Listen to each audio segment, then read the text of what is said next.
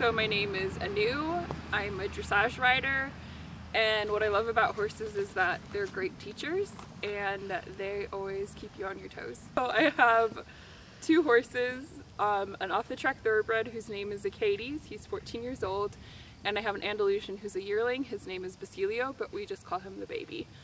And what I love about them, for Acades, what I love about him is that he has done everything I've ever wanted to do, and he has been the perfect first horse for me. And with the baby, what I love about him is he has a super inquisitive personality, and he's really fun to train because he picks up on stuff very quickly. My off-the-track thoroughbred has shaped my riding most, for sure.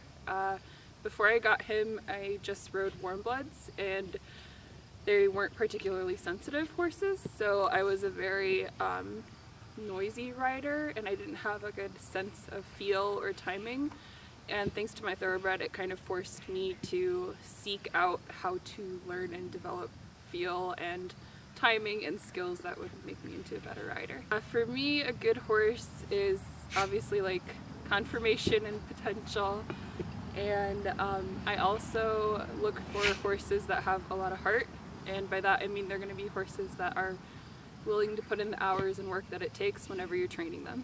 So I started riding when I was 7 years old, and I basically just begged my parents, and finally the summer before 3rd grade they relented, and I haven't really looked back since. My favorite riding memory is definitely when I went to go look at my thoroughbred for the first time. It was a snowstorm. I think it was December in Michigan, which if you live anywhere in the Midwest, you know December is terrible. So it was a snowstorm, and the arena that we were in had a bunch of open slots in it where the snow would come through. And he didn't spook, and he was just really quiet and listened to everything I told him. And it was just my favorite memory because I wasn't expecting a lot, and he actually gave me a lot when I asked. My favorite riding accomplishment is that I've probably stuck with riding. It's not always been the easiest thing to do, but I haven't given up and I've kept pushing forward. And other than that, my other favorite riding accomplishment would be showing my horse when I was a working student in Florida. I really wasn't expecting much out of him, but he got in the ring and he did his test, and I was very proud of him. So my current riding goals mainly are focused on the baby. I just want him to develop and grow strong. And for Acades, we're kind of transitioning into a non-work related career, which has been, I think, tough on both of us because we're both very addicted to working hard every time we ride. So that's kind of what we're working on with both of them. And as far as looking into the future, I would really like to compete at like the CDI level with the baby, so just prepping him for that. On a beach, like legit any beach. I have a fantasy of like me riding with like the wind blowing my hair. It's yet to happen, but I have hope that it will one day. I've been to the World Equestrian Games and I've been to the Kentucky 3-day event. Both are super fun, so everyone should go to them. And I think other than that, I would really love to go to the Olympics and see how that competition works. Like, I want to know how they kind of like juggle all the events, and that's kind of like my next bucket list thing that I want to tick off.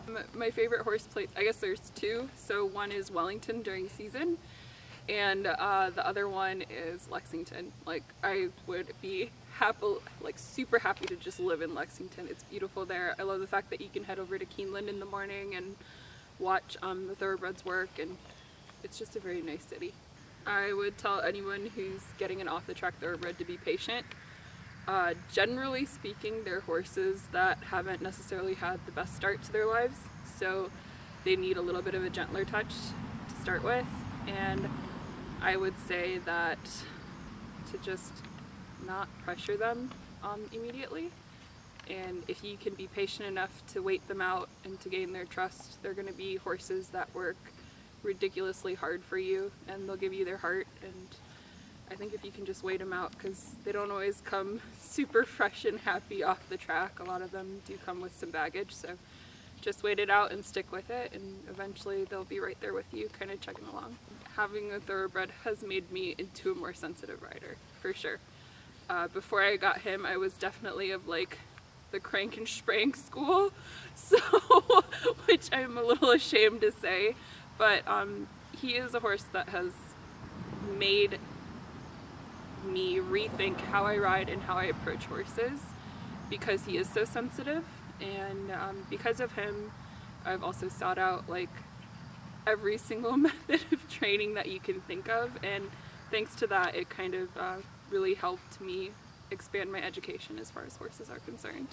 I like dressage because there's a regularity to it, and I am a little obsessive about that, and I like that you know what to expect.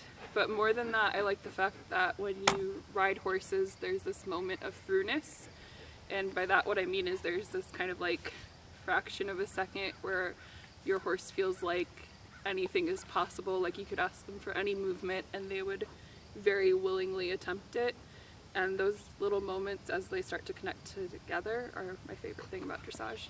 I would really like to see the horse world be more inclusive.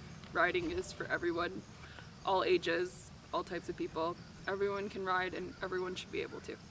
I have 3 pieces of advice for anyone who rides, and the first one comes from my dad, which is to always be focused on what you're doing and not focus on what others are doing.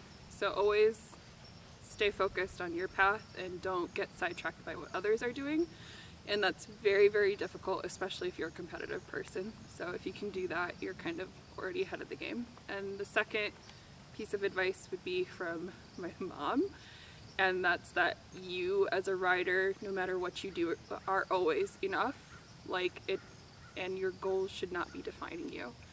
So those two from my parents, and then from me I would just say don't ever give up. It'll be hard at times because there will be a lot of people who will doubt you. They will doubt the direction that you want to take your life in. They will question why you have horses in your life, but don't pay attention to them. Instead, hold on to the people that you meet along the way, the people who are there to support you, and the people who are there cheering for you as you achieve your goals. So just don't ever give up, especially if it's something you love.